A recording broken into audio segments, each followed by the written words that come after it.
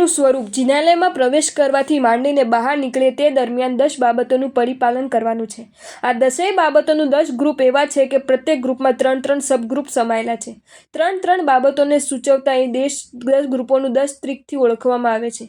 Trick એટલે 3. આપણે આ 10 ગ્રુપને અને તેના કુલ 30 સબગ્રુપોને ક્રમશઃ જોઈશું. નિસિહી ટ્રીક. નિસિહી. પહેલી નિસિહી અકદ્વારે, બીજી નિસિહી ગર્ભદ્વારે, ત્રીજી નિસિહી ચૈત્યવંદનના પ્રારંભે.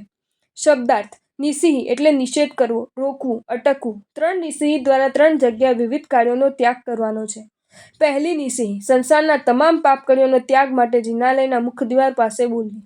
બીજી નિસિહી જિનાલયના ચોપડા જેવા નામ લખવું, સલાડ, પૂજારી, મિસ્ત્રી આદિને કાર્યાન્વિત કરવા, પાટપાટલા આદિને ઠેકાણે મૂકવા આદિ તમામ કાર્ય પ્રત્યે શ્રાવકે કાળજી કરવાની છે. તે બધું કરી લીધા બાદ હવે તે જિનાલય સંબંધી કાર્યોના પણ ત્યાગ માટે ગર્ભદ્વાર પાસે પહોંચીને ગભારામાં પ્રવેશ કરતા બીજી નિસિહી બોલવી. ત્રીજી નિસિહી અષ્ટપ્રકારી જીન પૂજા પૂર્ણ કર્યા બાદ ચૈત્યવંદનનો પ્રારંભ કરતા પહેલા દ્રવ્ય પૂજા સંબંધી કાર્યોના ત્યાગ માટે આ નિસિહી બોલવી. નિસિહી બ્રેક વગરની ઇમ્પ્લાકર હોય કે મર્સિડીઝ કાર હોય પણ નકામી છે, એ કઈ મિનિટે ક્યાં ભીડકાટી દે તે કહેવાય નહીં, એવી બ્રેકલેસ કાર કરતાં બી-સાયકલ સારી. જે માણસ પોતાના તન, મન અને વચન પર કંટ્રોલ નથી રાખી શકતો તે પણ બ્રેક વિનાની કાર જેટલો જોખમી છે. કઈ મિનિટે એ કયું પાપ કરી બેસશે તેનો ભરોસો ન રાખી શકાય. જિનાલય પણ પવિત્ર સ્થળમાં આવ્યા પછી જો માણસ પોતાના સ્વેચ્છાચાર પર બ્રેક ન મારી તો ચીકણા કર્મ બાંધી બેસે એટલે જિનાલયના પ્રવેશ દ્વાર પર જ માણસે પહેલાં એક બ્રેક મારી દેવાની છે અને પરમાત્માના મંદિરમાં પ્રવેશ કરતા પહેલા સંસારના તમામ વ્યવહારોને કટ ઓફ કરી દેવાના છે. જિનેશ્વરનું મંદિર એ અધ્યાત્મ યોગની રંગભૂમિ છે. ભક્તિ યોગની એ નૃત્યભૂમિ છે. ત્યાં સાંસારિક ચાળા ચાલી શકે નહીં.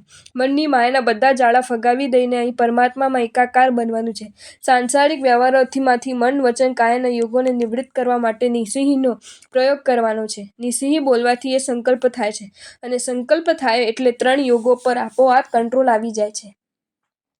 મુશ્કેલ કાર્ય પણ સંકલ્પ દ્વારા સુગમ થઈ જાય છે. ઘણા માણસો નિસિહી શા માટે બોલવાની છે અને તે દ્વારા શું પ્રતિજ્ઞા કરવામાં આવે છે તેનો મિનિંગ સમજતા નથી એટલે માત્ર પોપટ પાઠની જેમ નિસિહી બોલીને મંદિરમાં પ્રવેશી જતા હોય છે.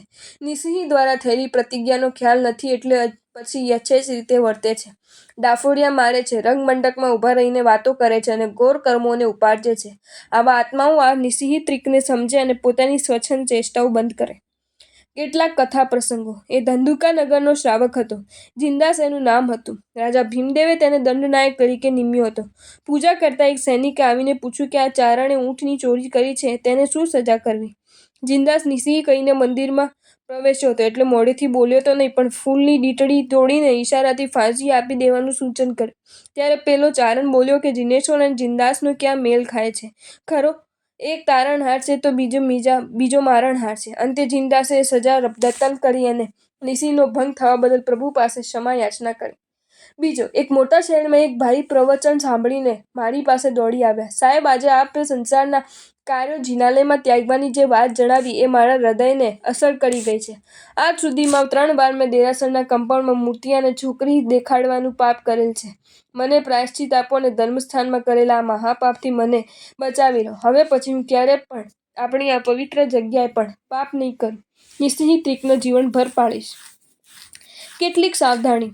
નિસિહી દ્વારા સંસારના પાપ કાર્યોના ત્યાગની જાહેરાત થઈ ગયા બાદ જિનાલયના કોઈપણ પ્રકારના વેપાર ધંધાની, સાંજા માંદાની, સગા સંબંધીની વાત કરવી નહીં. છોકરી દેખાડવાની કે મૂર્તિઓ જોવાની ચેષ્ટા જિનાલય જેવા પવિત્ર સ્થળે ન કરવી. દુકાને મળવાના, ઘેર જમવાના, માંડવે કે સાદડીમાં પધારવામાં આમંત્રણો જિનાલયમાં ન આપવા અને તેના બોર્ડ પણ દેરાસરમાં ન લખવા. ચૈત્યવંદન શરૂ કરતા ત્રીજી નિસિહી બોલી દૈવ્ય પૂજા સંબંધી વચન, વિચાર અને વર્તનનો ત્યાગ કરી દીધા પછી કોઈ પણ તમે કરેલી આંગી ઉતારી લે અથવા સાથીઓ કરેલો પાટલો ઉપાડી લે તો તમારાથી એક શબ્દ પણ કહી શકાય નહીં. આંખનો ઈશારો પણ કરી શકાય નહીં. તમારે તે સમયે ભાવ પૂજામાં તકાદાર બનવાનું છે એ ભૂલાય નહીં. પહેલી નિસિહી કર્યા બાદ મંદિરના કાર્યો કરવાની છૂટ હોવા છતાં આજે મોટાભાગના માણસો તે બાબતમાં બેદરકાર છે. પ્રત્યેક માણસે જો જિનાલયના ઉપકરણો પ્રત્યે અને સાફ સફાઈ પ્રત્યે જો પૂરતું ધ્યાન આપે તો ઘણી આશાતનાઓ અને અવ્યવસ્થાનો સુધારો થઈ જાય. કિંતુ આજે તો કહેવાતા ટ્રસ્ટીઓ પણ બેદરકાર હોય છે. ત્યાં બીજાની શી વાત કરવી?